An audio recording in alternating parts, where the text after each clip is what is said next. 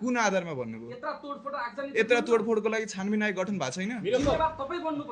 उसले मलाई चाहिँ म अक्युज हो भनेर भन्यो। किन होला हो भनिदिनु त कसरी? तपाईँ नगराउनु। संसारमा सत्ता भनेको जित्नेले चलाउने हो, चाहे त्यो आन्दोलनबाट जित्नेले होस्, चाहे त्यो मतदानबाट जित्नेले होस्, होइन, चुनावबाट जित्ने होस्, तख्ता प्लट गरेर जित्ने होस्, हजुर, या मतदानबाट चुनावी प्रक्रियाबाट जित्नेले होस्, सत्ता जित्नेले चलाउने हो, होइन? यो संसारको वर्ल्ड वाइड नियम हो, यो रुल हो।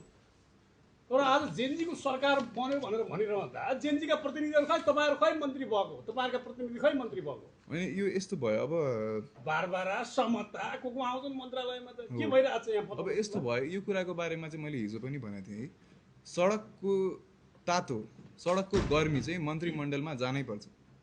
त्यसमा दुई मत छैन। जुन अस्ति 4 जना सिफारिस हुनुभयो, कसले उहाँलाई सिफारिस गर्नुभयो र उहाँ जेनजी हो कि होइन